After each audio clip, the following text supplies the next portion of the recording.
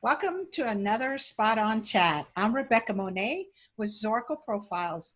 Zorakle provides profiling tools to franchisors and franchise consultants that helps facilitate a prospective franchisee finding the right franchise system for them. Today, my guest is Paula Pizarro. She is a Vice President of Franchise Development at Pride Staff. Paula is a seasoned franchise pro, and I'm so glad to have you here today, Paula. Rebecca, it's my honor to be here. I'm thrilled. Me too. Me too. I have like a billion questions I want to ask you to get. Oh, good, because I think I have a billion answers, maybe. Okay. This should be fun. You know, we're friends on Facebook. And was it last year you took a trip with Pepper, your husband, and your granddaughter. And I guess my question is, tell me about traveling with grandkids, especially a granddaughter. How old is she now? She is now 15. 15. She was 14 at the time. However, the first grandchild that we traveled with is her big sister. Aww. And so we started taking her big sister with us on trips when she was very little. In fact, I asked her parents if I could take her out of the country. I wanted to take her away for 2 weeks to go to France, and she was 4 at the time. And I know, right? Now she had already been to New York. She had been to San Francisco. At the time I lived in Oklahoma, and we had taken her a lot of places in the US, and I wanted to take her away. And I said, do you mind if we go? And they said, as long as you bring her back. So the reason that we love to travel with our granddaughters is because when I was growing up, my grandparents took me on trips, and it really changed the world for me. And my mom and dad had grown up the same way. They traveled a lot, and they felt like travel was the great educator, and that it changed the way you looked at life, at the world, at people, everything. So we started taking our children when they were young, and our grandchildren. And so this last one, we took our granddaughter, Sarah, with us for 2 weeks to Italy. She was so beyond excited. It was unbelievable. And I thought, well, you know, at 14 years old, she might be bored going to historic places and museums. She ate it up, Rebecca. She just loved it. And so she did come back a different person. Yeah, I love this whole idea. I was born and raised in Europe, and always wanted to give my grandkids and my children the experience of Europe, simply because it's so community oriented, less independent than we Americans are. And I have a daughter-in-law who has a fear of her children being further than 6 feet away from her, so she's not crazy about the kids going alone. So if we travel, we have to go as the whole big family, right? Parents, grandparents, and all of that. So what a great experience for your granddaughters. So do they have another destination in mind, the next place they want to go to with you? Oh, yes. My oldest granddaughter, she wants to go back to France, because we took her twice, when she was 4 and when she was 6. And so she says she hardly remembers it now. Aww. She said it made an impression on her, but as far as having very vivid memories, not as much. Now she's been to other places with us as well, to Cancun, to, you know, a lot of different places, but she wants to go back to France.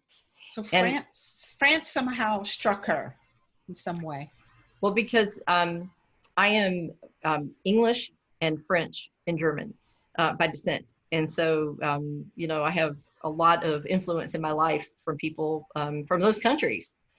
And so we'd really like to take her back. It's so fun. But, you know, to your point about being in the United States and being in Europe, when we had Emma over with us, she was running around. We were having a late dinner. We were outside. You know how you have a table out on the sidewalk? Oh, yeah. And she was kind of just running around. Well, in the US, you know, we would be watching her with an eagle eye, right? Because we'd be afraid somebody snatch her or something. And so I noticed that the adults around us, quite a few of them had little children, and everybody was watching everyone else's child too. It felt so safe. And I wish that we could go back to those innocent times in the US, because I grew up with that. Me too. But it's still there in some parts of the world, and it's good for them to see. It is. You never worried about your child because the neighbors were paying attention and those neighbors were paying attention to those neighbors. So it Yeah. really was a community effort. I think in the Hawaiian language, they actually have a term for it. I can't think of it, about basically it takes a village to raise a child, but you completely trust your neighbor. There's a sense of extended family and extended responsibility. So you Yeah. would never harm a child. And nor would you, if you observe them placing themselves in danger, would you, even if it wasn't your child, you would step in to help that child in Yes, every ma'am. possible way. Yeah. I was raised in a little village in Switzerland, and I Mm. spent a ton of time on a dairy farm and an apple farm. And to this day, Annalie, who was my best friend, she was like a sister, right? Because we're milking cows and we're picking apples and we're running around the farm. And her parents treated me like I was one of them. And my parents treated her and her brother Mhm. Martine, who was my brother's best friend. We were just extended family. That's just how it was. What a wonderful upbringing for you. I was Mhm. wondering where you were raised when you said that you grew up in Europe. Yep, yep. A little Swiss girl. My parents were missionaries. So, well, I am so excited about hearing your future adventures with your granddaughters. But I also think it's interesting, and maybe you've already thought of this, that your oldest wants to go back to France because she knows you are French descent. So it's Yeah. like her way of getting to know you, in Yeah, essence. that is true. So along those lines, this is not about travel, but it's about the subject that we're discussing. They don't teach cursive writing anymore. Hmm. And so I have a lot of letters and documents from my family for example, I have a letter from my great grandmother that she wrote to her grandfather during World War One, and Wow. about her uncles who were over there. And so it's all in cursive. And I was showing some of these letters to my granddaughters. So I said, well, what a shame, that they don't teach cursive anymore. And my grandmother, one of my grandmothers, was an English teacher and a librarian, and she taught the Palmer method of cursive writing. And so I learned from her. So my granddaughters, my two eldest, said that they wanted to learn cursive so they could read letters forever. And they asked me to start sending them letters in cursive writing that they could keep forever. I Isn't love that these amazing? girls. I love I these know, they're girls. wonderful.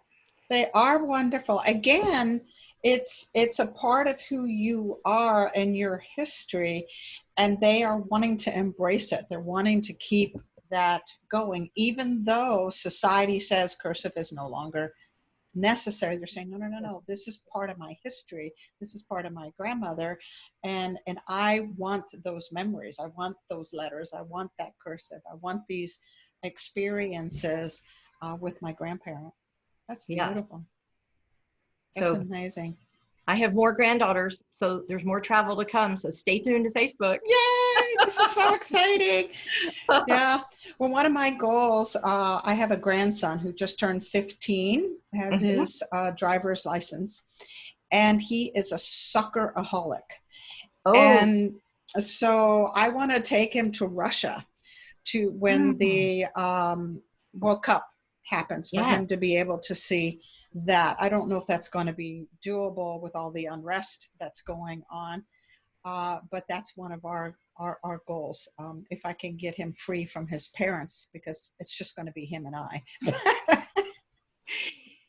I'm sure you know this because you're from Europe, but it's so different there when the World Cup's going on. We Oh, were we were in Italy during the World Cup one year, and it was the year that Italy won. oh, And so we were in Rome, and on the night of the final game, I don't think there was a single soul mm-mm, outside in Rome. mm-mm. We went out to dinner, and the streets were empty, and the cab driver wouldn't even let us talk in the cab because he had the game on the radio, and the entire city was Concentrating. Italia, Italia. It was so exciting, and they won, and everybody was so happy. It was so different than here. And Oh, it pulls people together. Again, that sense of yeah, community. So it must have been the same year I was there. I was actually in Barcelona during the World Cup, the year that Italy won. And you go to every restaurant, you go to every bar, and the game is on. You know, I'm watching Argentina against whoever, and people are wearing their shirts of their favorite teams, and of course Barcelona was there. And one of the games, the English had won. And so we leave the restaurant having watched the game. I was with a dear friend, and we go into Barcelona, into the square, and there are hundreds of people that are cheering for the English, naked, naked, riding bicycles around the around the town. Yeah, with their flags in the back. You know, oh, it was a riot. Well, you know, I want to say it's like the Super Bowl, but it's not, because in the Super Bowl, we're pulling for our teams. But when you're in Europe and the World Cup is on, you're pulling for your whole country. It's your country. Yes. And so, and, you know, it was just such a thrilling adventure to be a part of, a little piece of it. I know. Too bad we don't have that here in the U.S. because it definitely unifies people, and it's that one thing we can all fight for, which is our country winning, you know, the World Cup. It was my first experience with that kind of craziness. Ironically, my grandfather and his brother were professional soccer players. It is actually what brought us to the U.S. Really? They played professional soccer in Scotland, and then they were recruited to the first professional soccer team in the U.S., which was Bethlehem Steel in Philadelphia. So soccer runs deep in our family, and like you, I want to keep that tradition going by having my grandson get to experience it. So that's exciting. Well, in the U.S., the women won. So the women's. That's right. That's right. Go women. And go soccer. I've been to Bethlehem, by the way. Yeah. And it's a lovely town. It is a little really lovely town. Yep. Well, Paula, I could talk forever about this one topic, but we're going to wrap this up, and we're going to come back to another SpotOn chat with you shortly. So thank you so much, Paula. Thank you so much.